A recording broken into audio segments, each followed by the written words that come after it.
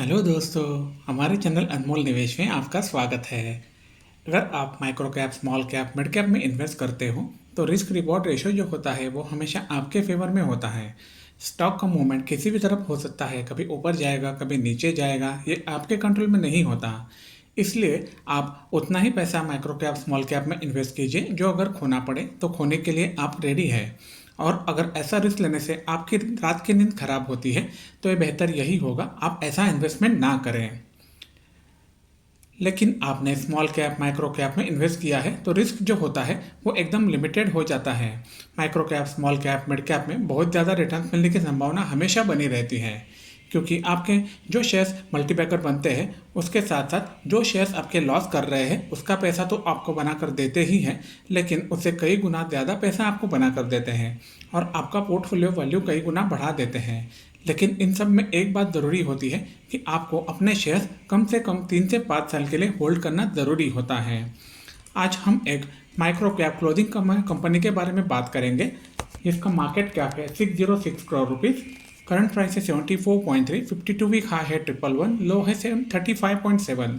Stock का PE है 63.2, industry PE है 29। मतलब यह एक ओवर वैल्यूड स्टॉक है और माइक्रो कैप कंपनी में ओवर वैल्यूड स्टॉक में इन्वेस्ट करने से पहले आपको अच्छी तरह से रिसर्च करना होगा, उसी के बाद आप चाहे तो इसमें इन्वेस्ट कर सकते हो। इसका डेट टू इक्विटी रेशो है 0.62%, फेस वैल्यू है 2 रुपीज़, आरओई है 15.6, आरओसी है 16.4, प्रमोटर होल्डिंग है 70.9% और नेट प्रॉफिट है 9.59 करोड़ रुपीज़। कंपनी के कंपाउंडेड स्कूल ग्रोथ की अगर बात की जाए तो हम देख सकते हैं इसका टीटीएम आ रहा है -1%, पिछले 3 साल में 23%, 5 साल में 16 और 10 साल में 20%। यही सेल ग्रोथ ट्रांसफर हुआ है प्रॉफिट ग्रोथ में, इसलिए टीटीएम आ रहा है -5%। पिछले 3 साल में 28%, 5 साल में 20 और 10 साल में 31%। ये टीटीएम जो हमें माइनस दिख रहा है सेल ग्रोथ में और कंपाउंडेड प्रॉफिट ग्रोथ में, इसका कारण है कंपनी के रिजल्ट जो थे काफ़ी अच्छे नहीं आ रहे थे, इसलिए कंपनी अच्छे रिजल्ट ना होने के कारण से प्राइस जो है और सेल्स और प्रॉफिट जो है अच्छी तरह से पोस्ट नहीं कर पा रही थी, इसलिए हमें टीटीएम नेगेटिव दिख रहा है।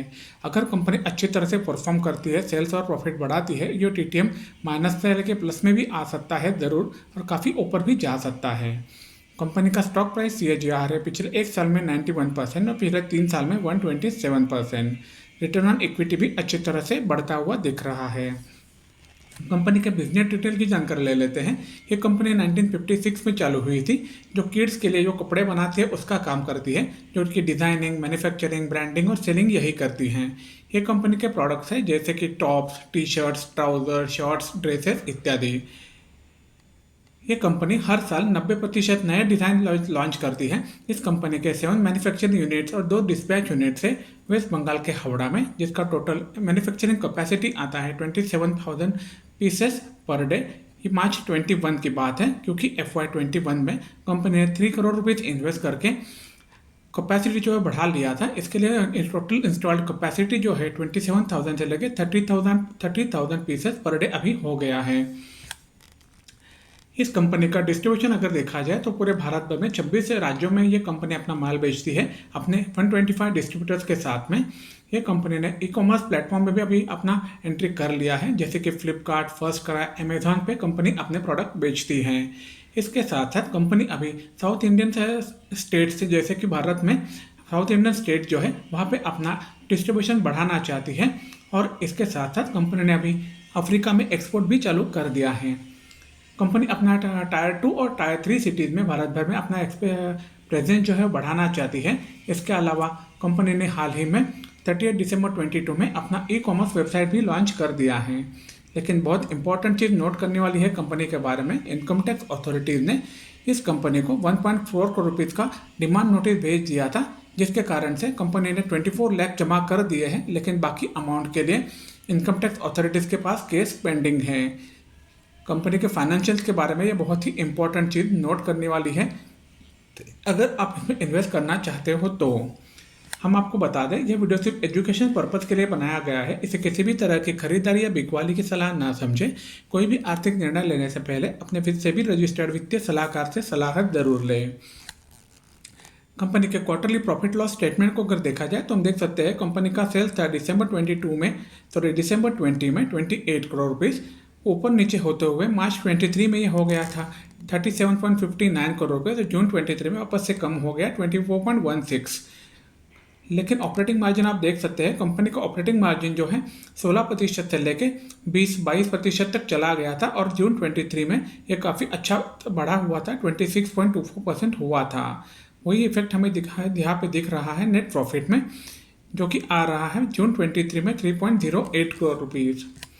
कंपनी के ईयरली प्रॉफिट और लॉस स्टेटमेंट की अगर बात की जाए तो आप देख सकते हैं कंपनी का सेल जो था मार्च 18 में 53 करोड़ रुपीज़ था, जो कंटिन्यूसली बढ़ते हुए मार्च 23 में हो गया था 113 करोड़ रुपीज़।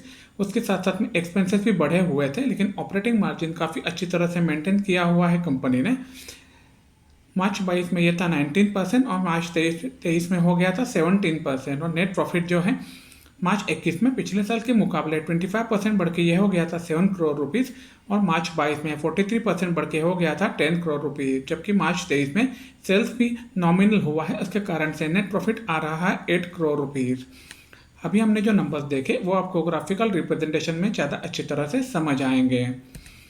कंपनी के बैलेंस शीट की अगर बात की जाए तो हम देख सकते हैं कंपनी के रिजर्व जो मार्च 18 में थे 7 करोड़ रुपीज़, जो कंटिन्यूसली बढ़ते हुए मार्च 22 में हो गए थे 40% बढ़ के 32 करोड़ रुपीज़ और मार्च 23 में पिछले साल के मुकाबले 28% बढ़ के ये हो गए हैं 41 करोड़ रुपीज़। कंपनी के बोरोइंग्स भी बढ़ रहे हैं, अगर कंपनी को एक्सपांशन करना होता है तो कंपनी के बोरोइंग्स बढ़ाने पड़ते हैं। अभी हमने जो नंबर देखे वो आपको ग्राफिकल रिप्रेजेंटेशन में ज़्यादा अच्छी तरह से समझ आएंगे। कंपनी के शेयर होल्डिंग पैटर्न की अगर बात की जाए तो हम देख सकते हैं कंपनी के प्रमोटर के पास जून 22 में 70.71% शेयर्स थे, जो लगातार दिसंबर 22 कंटिन्यू किए थे। मार्च 23 में प्रमोटर्स ने अपना शेयर होल्डिंग बढ़ा दिया है 72.92% 70.92% और जून 23 में बढ़ा दिया है 70.94%। बाकी सभी शेयर पब्लिक के पास हैं। अभी हमने जो बातें की वो आपको ग्राफिकल रिप्रेजेंटेशन में अच्छी तरह से समझ आएगी। हम आपको बता दें कंपनी के प्रमोटर्स ने कोई भी शेयर्स प्लेज नहीं किए हुए हैं। और एक बार मैं आपको बता दूं, ये वीडियो सिर्फ एजुकेशनल पर्पस के लिए बनाया गया है। इसे किसी भी तरह की खरीदारी या बिकवाली की सलाह ना समझें। कोई भी आर्थिक निर्णय लेने से पहले अपने सेबी रजिस्टर्ड वित्तीय सलाहकार से सलाह जरूर लें। कंपनी के एक साल के चार्ट की अगर बात की जाए तो आप देख सकते हैं कंपनी का प्राइस जो था अच्छी तरह से बढ़ता हुआ दिख रहा है। 100 के पास में जाने के बाद में प्रॉफिट बुकिंग होने के कारण से एकदम से नीचे आया हुआ है। वही चीज़ हमें दिखती है ऑल टाइम चार्ट में भी अच्छी तरह से प्राइस बढ़ता हुआ दिख रहा है। लेकिन फिलहाल इसमें आप इन्वेस्ट करना चाहते हो तो थोड़ा रुक सकते हैं, क्योंकि कंपनी का प्राइस सेटल होने के बाद आप इसमें इन्वेस्ट ज़रूर कर सकते हैं। मैं आपको बता दूं, हम जिस कंपनी की बात करें उस कंपनी का नाम है आइरिस क्लोथिंग लिमिटेड। ये कंपनी बच्चों के कपड़े बनाती है।